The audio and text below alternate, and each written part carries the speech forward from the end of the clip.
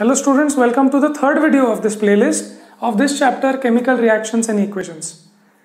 इस वीडियो में मैं आपको एक particular type of chemical reaction की बात करने वाला हूँ. केमिकल रिएक्शंस जो हमने देखे थे पहले फर्स्ट और सेकेंड वीडियो में, तो केमिकल रिएक्शन या केमिकल चेंज क्या है? केमिकल चेंज ये है जब कोई एलिमेंट्स या कोई कंपाउंड्स मिलके कुछ नया बनाते हैं जिनकी प्रॉपर्टीज चेंज हो जाती है. क्या क्या थे वो इंडिकेशंस जिससे कुछ रिएक्शन हुआ उससे पता चलता है, जैसे कि कोई गैस इवॉल्व हुई है या टेम्परेचर चेंज हुआ है, राइट? ये हमने फर्स्ट वीडियो में बात किया था. सेकेंड वीडियो में हमने बैलेंसिंग की बात की थी. हमने देखा था कि मास कंजर्व होना चाहिए.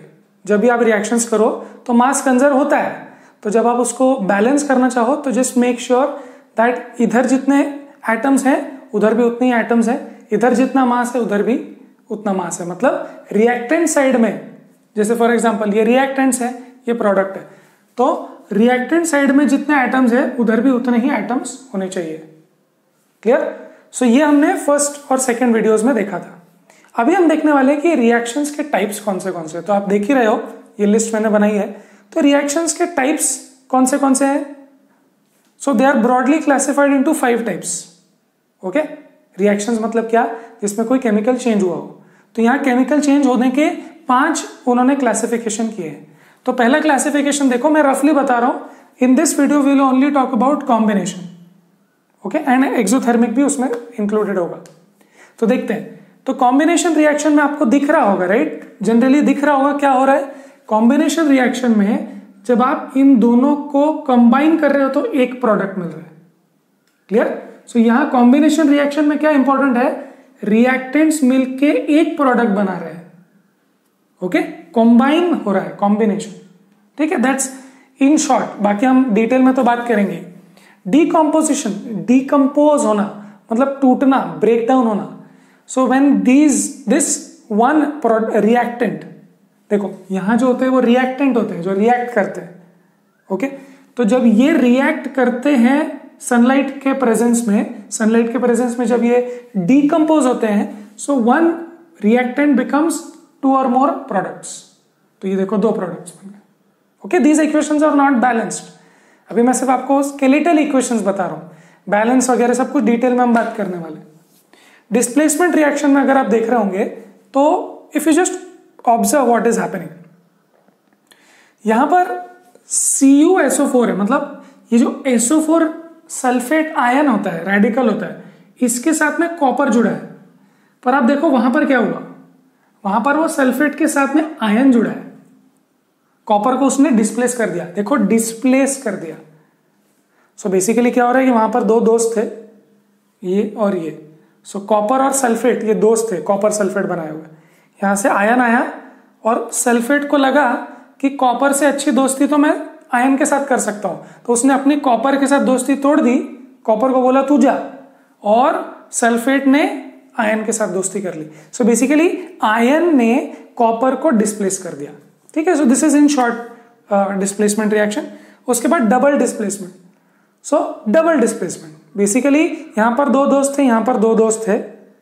अब इनकी दोस्ती टूट गई और उन्होंने दूसरों के साथ ही दोस्ती 2 पेयर्स बना लिए, है ना? मतलब अपनी दोस्ती तोड़ के. सो देखो सल्फेट के साथ सोडियम है और बेरियम, क्लोराइड के साथ बेरियम है. अब देखो एक्सचेंज हो गया, ये दोनों मिल गए. देखो अभी ये दोनों मिल गए और ये दोनों मिल गए. देखो, है ना? अपने अपने दोस्ती तोड़ के उन्होंने नई दोस्तियां बना ली. तो ये डबल डिस्प्लेसमेंट है. डिस्प्लेस तो हुआ पर डबल हुआ, है ना? यहां पर इसने इसकी जगह ले ली थी, यहां पर अब दोनों ने एक दूसरे की जगह ले ली.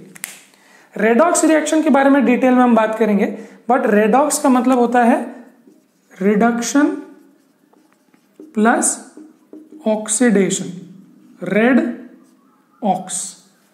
ओके, सो यहां जस्ट इन शॉर्ट बता देता हूं कि जहां पर ऑक्सीजन निकल गया, देखो यहां पर कॉपर ऑक्साइड में से ऑक्सीजन निकल गया और कॉपर हो गया, तो इसको बोलेंगे ये रिड्यूस हो गया.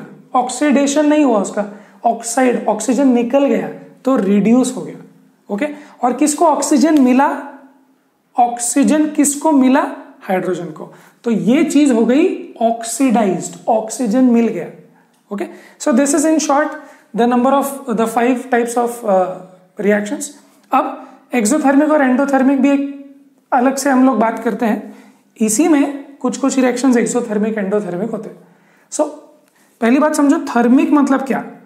थर्मिक मतलब टेम्परेचर या फिर हीट बोल सकते हैं, ठीक है।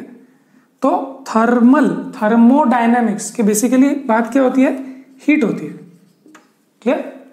सो एक्सो मतलब बाहर। ये वर्ड आप याद रखना, आपको फिजिक्स में भी आपने सुना होगा, एस्ट्रोफिजिक्स में एक्सो प्लैनेट्स मतलब बाहर के प्लैनेट्स। एक्सो मतलब बाहर का। So heat out. सो ऐसे रिएक्शंस जिसमें थर्म मतलब हीट एक्सो हो जाती है मतलब आउट हो जाती है। यहां पर क्या हो जाती है? एंडो। सो यहां पे थर्म मतलब हीट एंडो हो जाती है। सो ये आपको बायो में भी और ये सब बहुत जगह पे यूज होंगे ये वर्ड्स। सो आप ये बेसिक भाषा समझो। एंडो मतलब अंदर। सो ये हीट इन हो जाती है। सो कुछ कुछ रिएक्शंस होते हैं जिसमें हीट आउट हो जाती है, कुछ कुछ रिएक्शंस होते हैं जिसमें हीट इन होती है। इनमें से ही कोई कोई रिएक्शंस एक्सोथर्मिक एंडोथर्मिक हो सकते हैं। क्लियर? सो ये कुछ बात मैंने आपको इसमें की, इन जनरल की, थोड़ा शॉर्ट में की। अभी इसी वीडियो में हम लोग कॉम्बिनेशन रिएक्शन और एक्सोथर्मिक के बारे में बात करने वाले। तो चलो ये हटा देता हूं और फिर मिलते हैं नेक्स्ट स्लाइड पे। Right, so this is the first reaction which we will talk about in this video, combination reaction.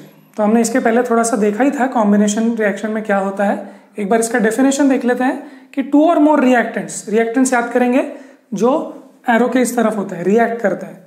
So to और मोर रिएक्शंस, देखो टू और more reactants give a single product, combine करते हैं।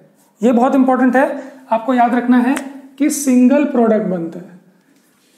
और कितने रिएक्टेंट्स होंगे? ज्यादा होंगे, टू और more reactants give a single product, तभी उसको कॉम्बिनेशन बोलोगे आप।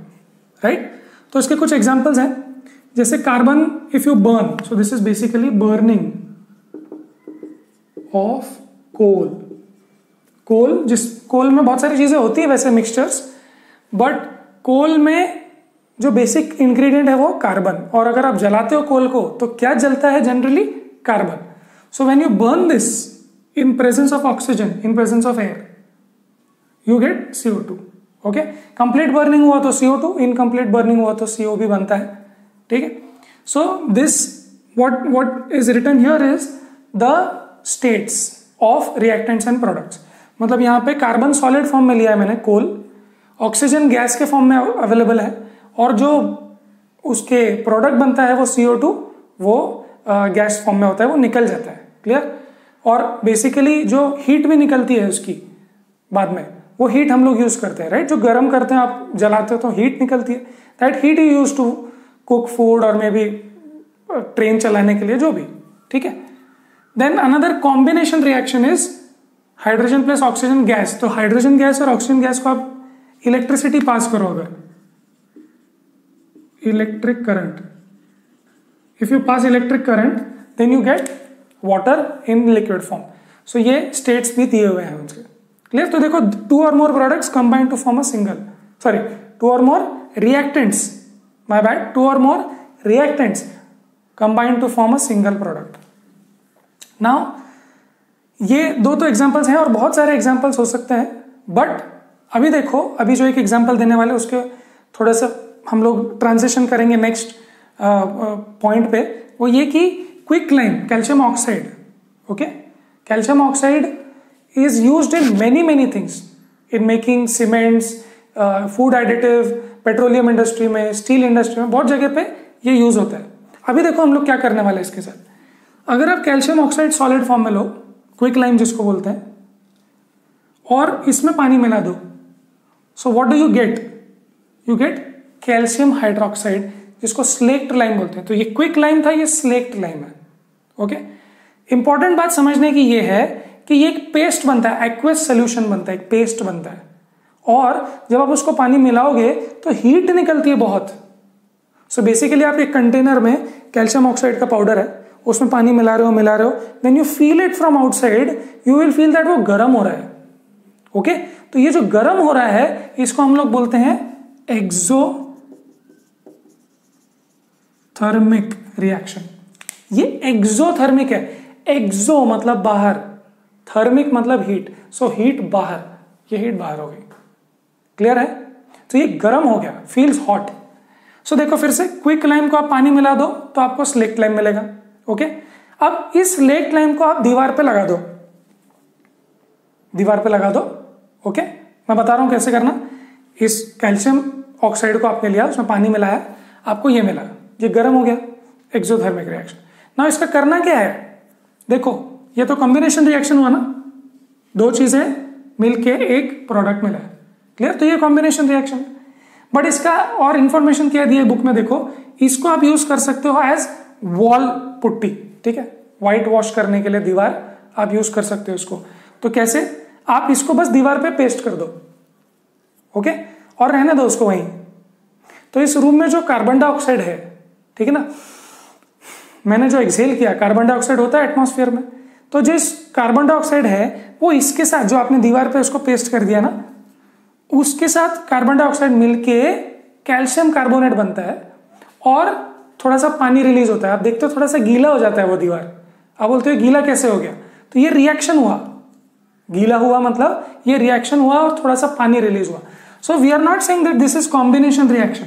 कॉम्बिनेशन रिएक्शन सिर्फ इतना ही था, 1 2 3 examples. What we are talking about here is the application. Clear है? देखो ये कॉम्बिनेशन हुआ, उसके बाद ये कॉम्बिनेशन नहीं हुआ, ये कुछ अलग हुआ, राइट? सो नाउ ध्यान से, कैल्शियम हाइड्रोक्साइड जो कि स्लेक्ट लाइम है, लिख लो यहां पे स्लेक्ट लाइम। स्लेक्ट लाइम को आपने दीवार पे पेस्ट कर दिया और आपको कार्बन डाइऑक्साइड के साथ रिएक्शन होके CaCO3 मतलब कैल्शियम कार्बोनेट, वो जो से व्हाइट पाउडर जैसा होता है ना, वो कैल्शियम कार्बोनेट और पानी। So this water will evaporate eventually. तो आपको सिर्फ दीवार पे क्या मिलेगा, calcium carbonate. This is used in white washing. Clear है? अच्छा, तो इस पे क्वेश्चन आता है, इस पे क्वेश्चन आता है, वो देखते हैं अपन।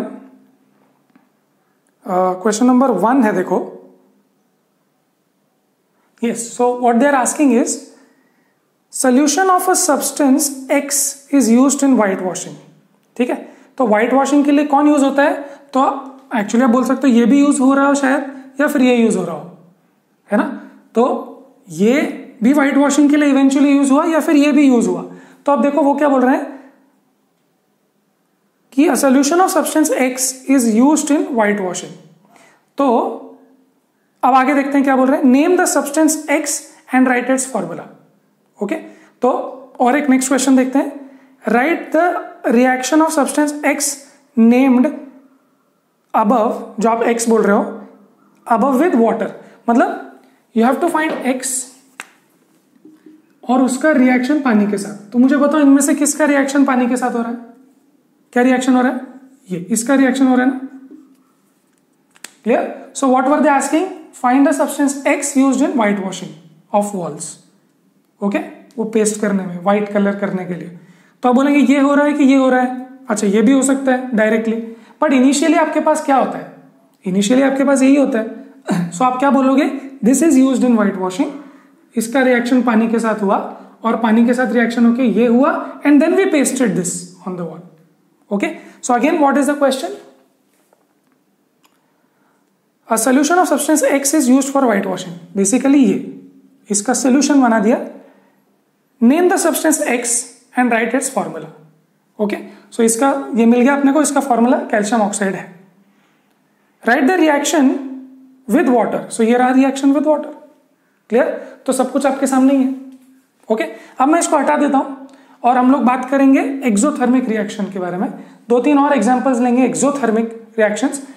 देखो कॉम्बिनेशन रिएक्शन में कंबाइन हुआ, ये कंबाइन हुआ, ठीक है। अब एक्सोथर्मिक रिएक्शंस जरूरी नहीं है कि सारे कॉम्बिनेशन में ही हो, बट एक्सोथर्मिक का एक ही आइडिया है, समझो हीट इज इवॉल्व्ड। तो हम उसके और भी 2-3 रिएक्शंस देखेंगे जिसमें कॉम्बिनेशन जरूरी नहीं है हो रहा है, बट हीट जरूर इवॉल्व होगी। ओके, सो इसको मैं हटा देता हूं और अब हम लोग आगे बढ़ते हैं टू सी एक्सोथर्मिक रिएक्शन। चलो, तो हम लोग अभी बात करने वाले हैं एक्सोथर्मिक रिएक्शंस के बारे में। कॉम्बिनेशन रिएक्शन जो हम बात कर रहे थे वो क्या था कि दो रिएक्टेंट्स को या दो से ज्यादा रिएक्टेंट्स को मिला के एक प्रोडक्ट बनता है, ठीक है। तो वो एक बात हो गई, बट वो एग्जाम्पल्स में बात करते करते हमको एक क्विक लाइम का एग्जाम्पल मिला। क्विक लाइम के एग्जाम्पल में हमने देखा कि एनर्जी रिलीज हो रही है, तो हम उसको और एक्सप्लोर करने चले गए। तो अगर आप ध्यान से देखो, इसमें से कोई रिएक्शन कॉम्बिनेशन नहीं लग रहा है, ठीक है। We are just talking about exothermic. Exothermic reaction हमेशा कॉम्बिनेशन में होगा, ये बात गलत है, ठीक है। हम लोग एक्सोथर्मिक कभी भी देख सकते हैं अलग अलग सिचुएशंस में। तो चलो, एक्सोथर्मिक रिएक्शंस का डेफिनेशन क्या है कि some amount of heat is released और evolved in the reaction. Clear? मतलब अगर आप कोई रिएक्शन करते हो, बर्निंग करते हो या कुछ, तो उसमें आप देखते हो कि कुछ एनर्जी रिलीज हो रही है। ध्यान से देखना, सबसे पहला example burning of natural gas या बायोगैस। तो जब आप बायोगैस देखते हो तो उसमें मेन जो फ्यूल होता है, जो बर्न होता है, वो होता है methane. Okay, so natural gas या नेचुरली बोलो उसको, या फॉसिल फ्यूल्स में से जो नेचुरल गैस निकलती है वो। So burning of this methane in presence of oxygen. देखो, मीथेन गैस है, ऑक्सीजन गैस है। जब आप बर्न करोगे तो आपको प्रोडक्ट क्या मिलेगा? CO2 और थोड़ा सा पानी भी गैस फॉर्म में, ओके, वेपर फॉर्म में। And what important thing is when you are burning this, ठीक है, मीथेन बर्न करना मतलब सपोज फॉर कुकिंग और for whatever, you see that a lot of energy, a lot of heat is released, गर्म हो जाता है। क्लियर? और वही गर्म होना, the same energy is used for cooking the food, right? मतलब अगर वो एनर्जी नहीं निकलेगी तो मेरा खाना कैसे पकेगा, राइट? सो इसीलिए burning of natural gas is an exothermic. Heat निकलती है और हीट निकलना ही हमको बहुत बार यूज होता है। यहां देखो, रेस्पिरेशन। नाउ रेस्पिरेशन में क्या होता है, ध्यान से देखना। स्टार्टिंग के प्रोसेस से देखते हैं, हम लोग खाना खाते हैं तो खाने में क्या क्या होता है? Carbohydrates, proteins, fats. But what energy source we can use, जो आप बायो में पढ़ चुके हो और अभी पढ़ने वाले हो लाइफ प्रोसेसेस में, कि हमारे बॉडी में जो डाइजेशन सिस्टम है वो कॉम्प्लेक्स कार्बोहाइड्रेट्स या प्रोटीन या फैट को डाइजेस्ट नहीं कर सकता। So what the body has to do is do some kind of reaction. तो जो आपने आलू खाया है, जो चावल, दाल और जो मीट वगैरह सब कुछ खाया है, उसको ब्रेक डाउन करना है स्मॉलर पार्ट्स में, और फाइनली जो हमारे सेल्स यूज कर सकते हैं वो है ग्लूकोज। इसीलिए देखो, जो बहुत थक गया होता है इंसान, उसको आप ग्लूकोज देते हो, ग्लूकॉन डी देते हो, है ना, ग्लूकोज। तो जब आप उसको ग्लूकोज दोगे तो उसकी बॉडी को टाइम नहीं लगेगा उसको प्रोसेस करने में। Otherwise you eat food and after 1 hour you will feel better, right, because थोड़ा डाइजेस्ट होने लगता है, ग्लूकोज आने लगता है, थोड़ी एनर्जी मिलने लगती है। So the point is that when you eat complex food, the body breaks it down and finally you have glucose which you burn। Glucose को आप बर्न करते हो बॉडी में, या उसको आप गर्म करते हो बॉडी में इन प्रेजेंस ऑफ ऑक्सीजन। रेस्पिरेशन में मेन कंपोनेंट क्या है? तो लोग बोलते हैं ऑक्सीजन है, बट ये देखो ध्यान से कि ऑक्सीजन तो हर जगह है, बट क्या ये रिएक्शन हो रहा है? नहीं। ये रिएक्शन कब होगा? जब आप ऑक्सीजन लेंगे, you have some glucose and then it combines, या फिर जो रिएक्शन होता है, आप इनहेल किए तो आपने क्या एक्सहेल किया? CO2 एक्सहेल किया, और CO2 के साथ साथ थोड़ा सा वाटर वेपर भी है, थोड़ा मॉइस्चर भी है, सो मॉइस्चर भी निकला। Clear? In the form of liquid, okay, या गैस भी आप बोल सकते हो, बिकॉज थोड़ा सा वाटर वेपर के फॉर्म में होता है। But the main thing is that energy is released. क्योंकि मेरी सांसें चल रही हैं, क्योंकि ये रिएक्शन हो रहा है, my body is warm, right. अगर आप देखो, कोई इंसान या कोई लिविंग बीइंग, जैसे कोई एनिमल या कोई इंसान अगर डेड है, मर चुका है, तो आप देखते हो वो ठंडा है। वाई? रूम टेम्परेचर का हो जाता है वो। Why room temperature? Because this reaction is not happening, no inhalation, no exhalation, और because there is no inhalation, glucose तो है उसकी बॉडी में, बट अब ऑक्सीजन नहीं आ रहा है। Because this is not happening, there is no energy release, there is no heat, there is no high temperature, ठंडा हो गया। So whenever you find a man or a woman or a human being जो ठंडा हो गया, room temperature का हो गया, तो आप बोलेंगे मे बी शी इज और ही और she is dead. After some time आप देखते हो ना, ठंडा हो गया। So why? Because this is not happening. So respiration is an exothermic reaction. That is the point to be noted. Because respiration is happening, our body is warm. Okay. Next एक जो चीज़ है जनरली जो होती है वो decomposition of vegetable matter to compost. So आपके societies में या आपने कहीं देखा होगा बायोगैस प्लांट्स में जब आप वेजिटेबल मैटर डालते हो, वेस्ट मैटर, और फिर अर्थवर्म रहते हैं और बहुत सारे bacteria and all those things, जब उसको डिकम्पोज करते हैं तो इट बिकम्स वार्म. मतलब इट जनरली इज वार्म. अगर आप देखो तो बिकॉज इट इज वार्म आप ये बोल सकते हो कि सम एनर्जी इज रिलीज्ड, तभी वो वार्म है ना. उसने कुछ रिएक्शन किया और एनर्जी रिलीज की, तभी आप उसको टच करते हो तो गर्म लगता है, राइट. सो जब ये वेजिटेबल मैटर कंपोस्ट में कन्वर्ट होता है तो कुछ हीट रिलीज होती है. So that's another example. Okay. So इस वीडियो में इतना ही. हमने इस वीडियो में क्या बात की, ये कौन से टाइप्स ऑफ रिएक्शंस है, और एक कॉम्पोजिशन रिएक्शन और कॉम्बिनेशन रिएक्शन, और हमने देखा एक्सोथर्मिक रिएक्शन को थोड़ा सा डिटेल में. याद आपको रखना है कि हमने क्विक लाइन की बात की थी, ठीक है. अच्छा, एक क्वेश्चन हम लोग भूल रहे हैं क्या. अच्छा, क्वेश्चन नंबर 10 देखते हैं एक बार एक्सरसाइज में से. I forgot, just a minute. Yes, so question number 10 says, why is respiration reaction considered an exothermic reaction? Explain. तो देखो ये आपको इस तरीके से एक्सप्लेन करना है कि जब भी आप ग्लूकोज को डाइजेस्ट करते हो, ग्लूकोज को बर्न करते हो in presence of oxygen, there is some energy which is released, right. So this was a theoretical question. I think ये हो गया है. सो अब नेक्स्ट वीडियो में हम लोग बात करेंगे नेक्स्ट टाइप ऑफ रिएक्शन की, जो कि है कॉम्बिनेशन रिएक्शन का उल्टा, डीकॉम्पोजिशन रिएक्शन, एंड प्लस उसमें हम एंडोथर्मिक रिएक्शन की भी बात करेंगे. तो चलो नेक्स्ट वीडियो में मिलते हैं. तब तक आप पढ़ाई करते रहें.